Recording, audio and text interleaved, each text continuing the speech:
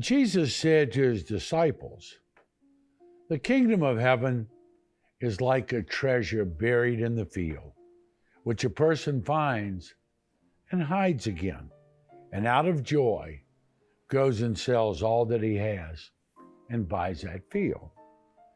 Again, the kingdom of heaven is like a merchant searching for fine pearls.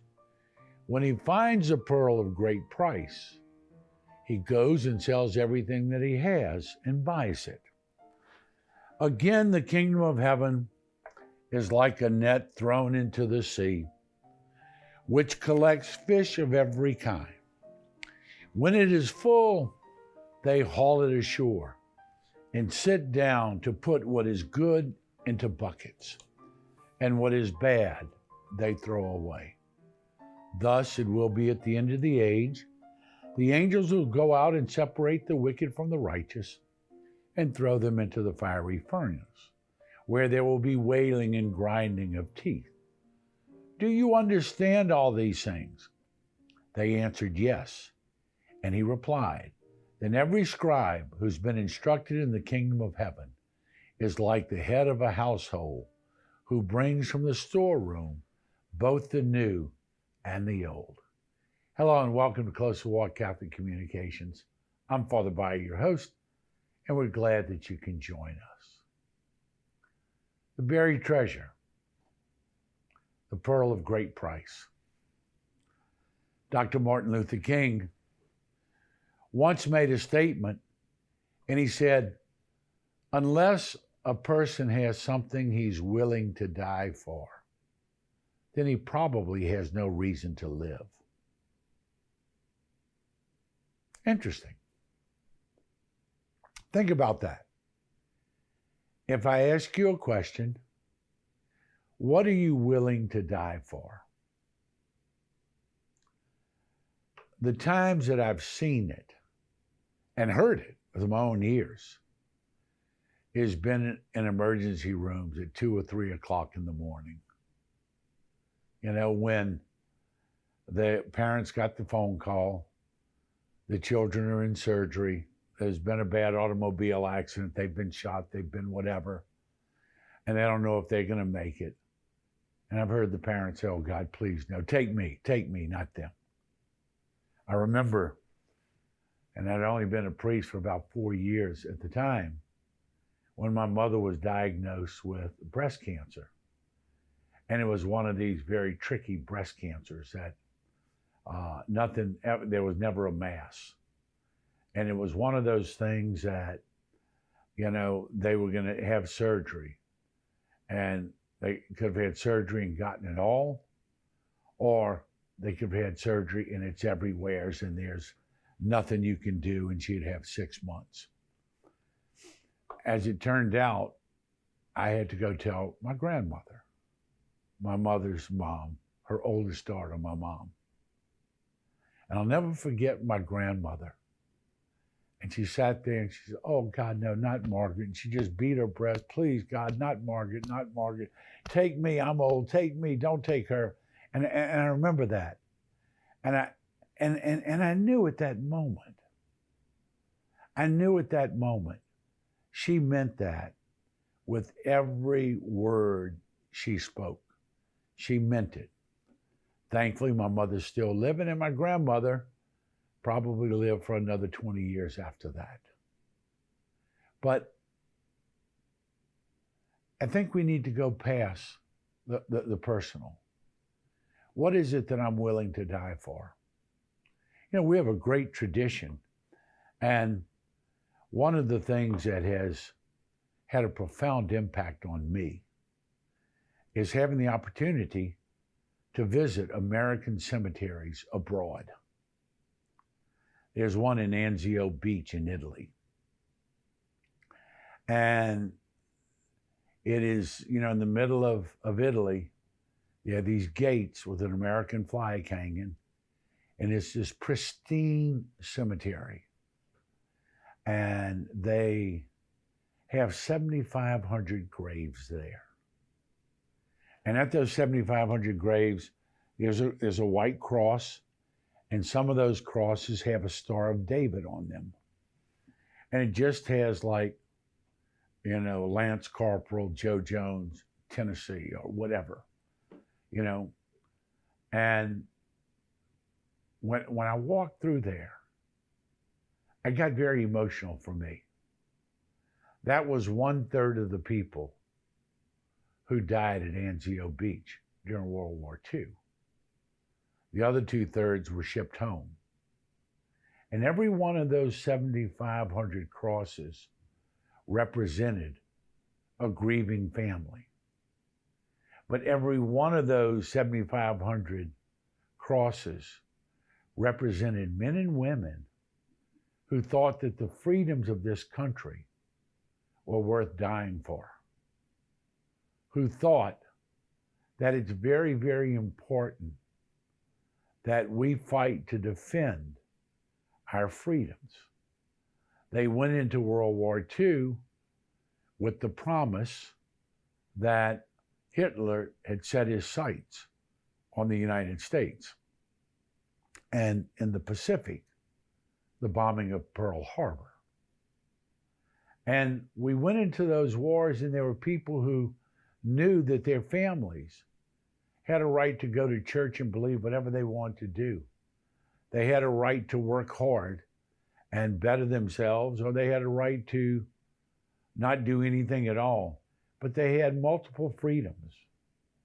And this freedom, and listen, these people who died, they were not one gender. They were not one color. They were not one religion. They were not one ethnic background. It was everyone. That everyone ought to have those freedoms. And we as Americans should be very grateful for the freedoms that we've had. But in particular, the freedoms that we've had to even protest things we don't like. And I think that's fine. I think it is absolutely fine for us to protest when we see injustice. And I think we should protest when we see injustice. Now that's a far cry from looting, burning, vandalism, and everyone thinking that if they don't like something, they can go destroy it. They can tear it down, they can pull it down, they can burn it, they can spray paint it. And that's not what we were founded upon.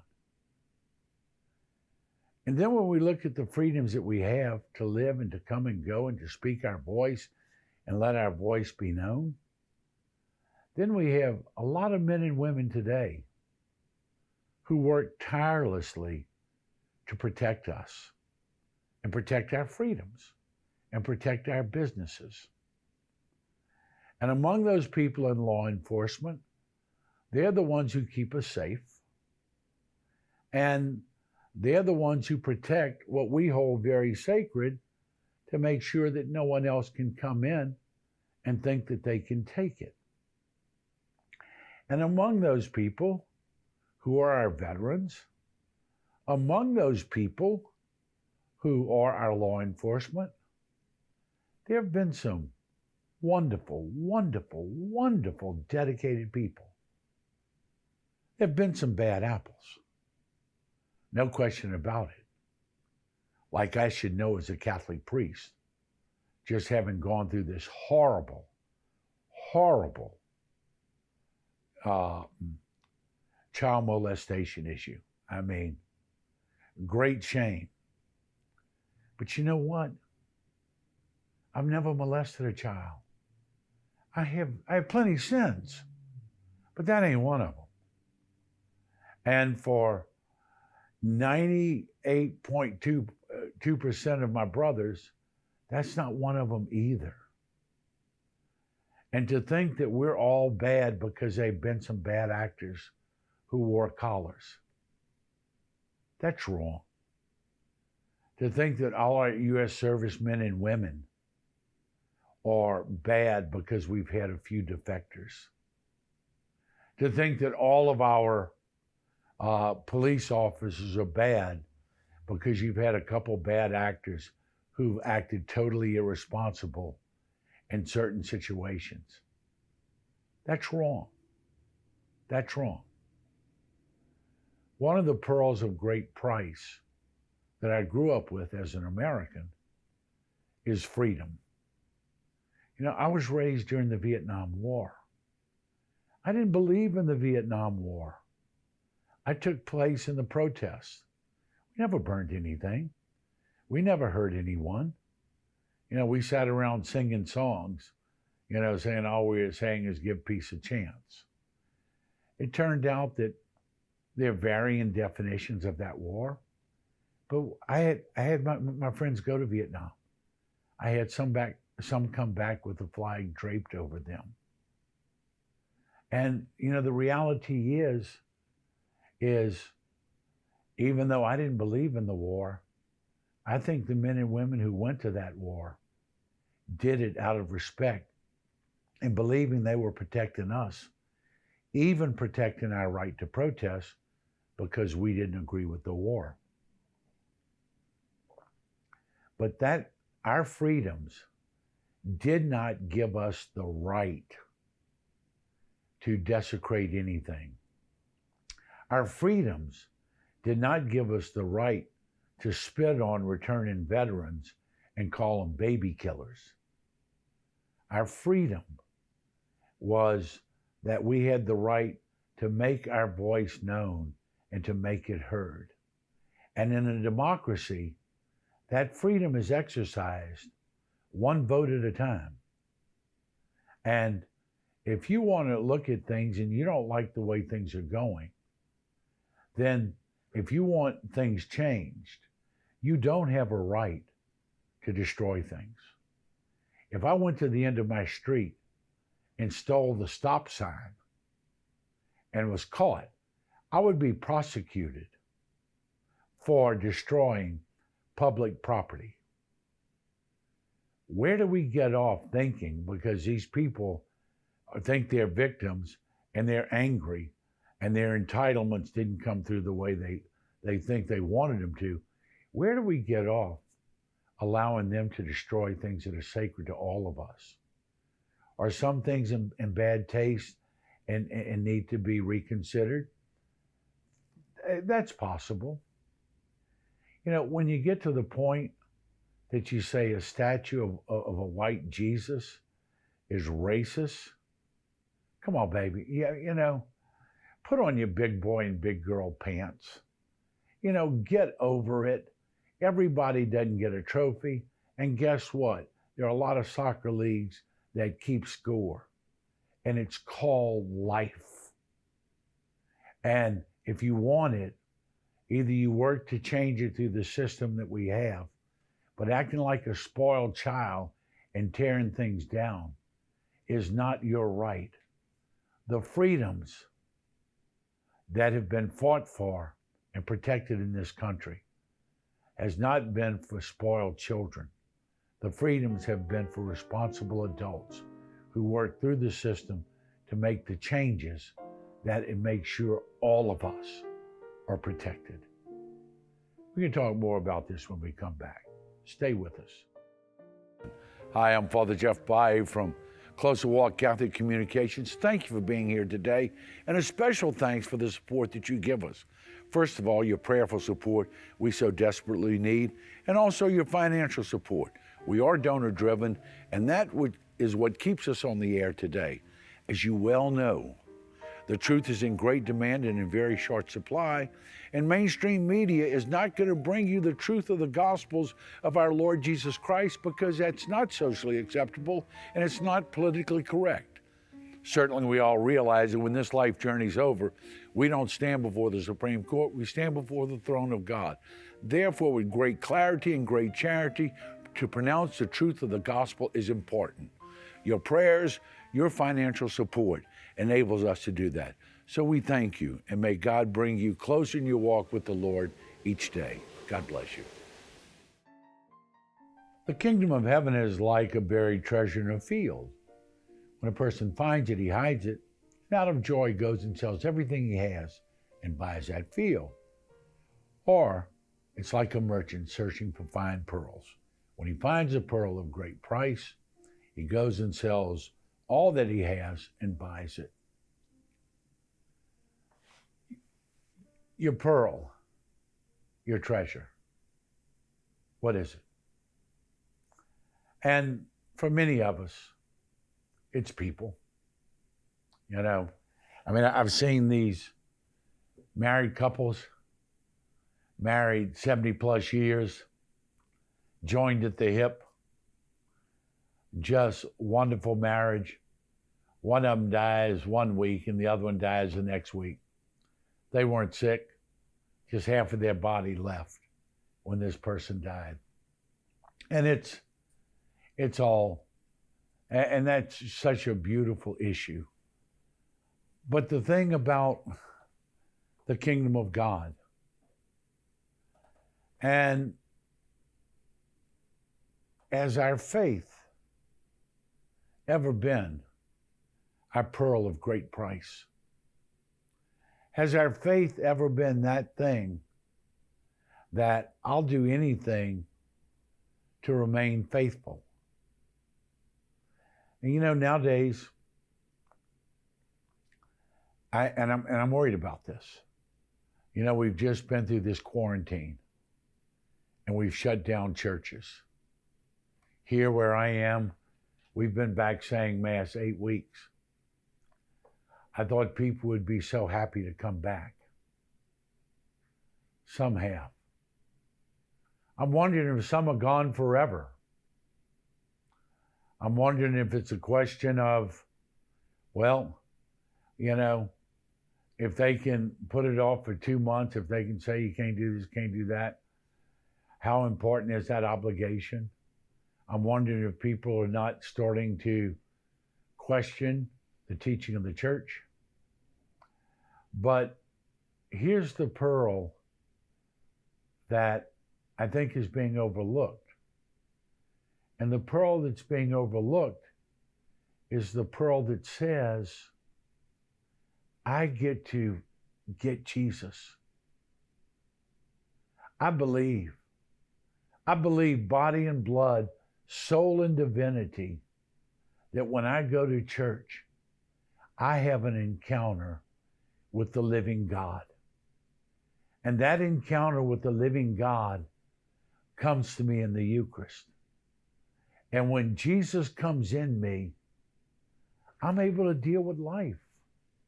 I'm able to deal with whatever life has in store for me because I feel God's presence. I know God is with me. I know God is in me. And in experiencing God, I can face anything. I don't care what's going on at work. I don't care what's going on in the family. I don't care what's going on in the world.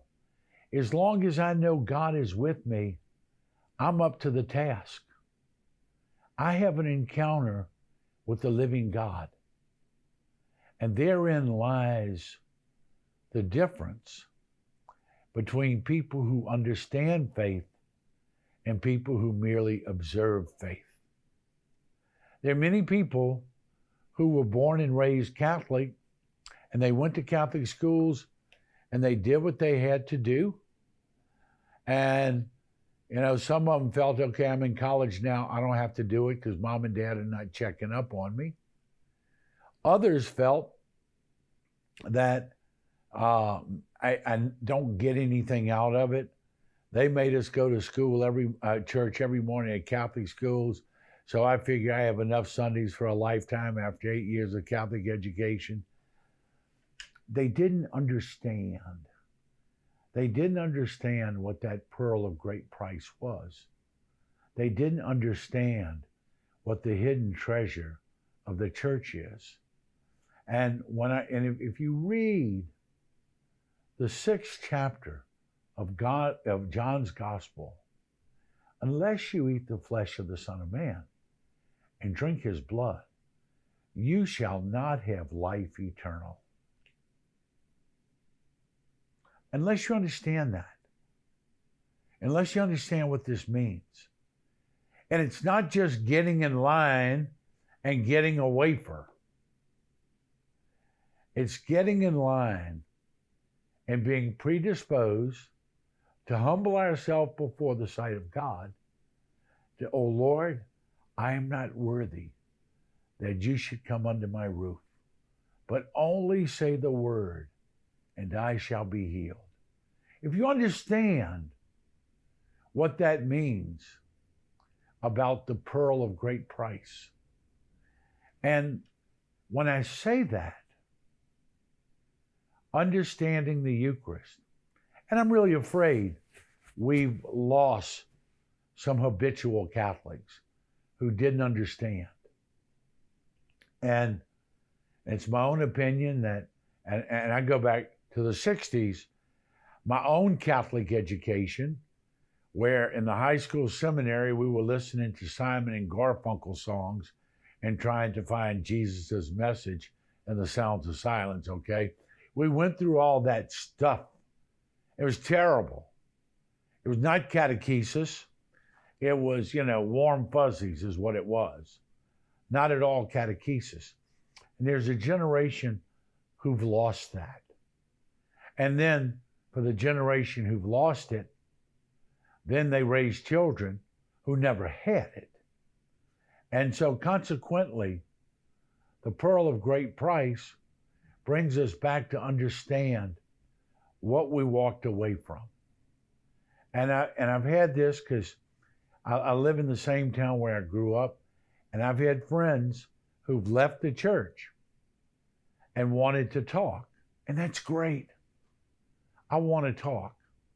I want to talk too.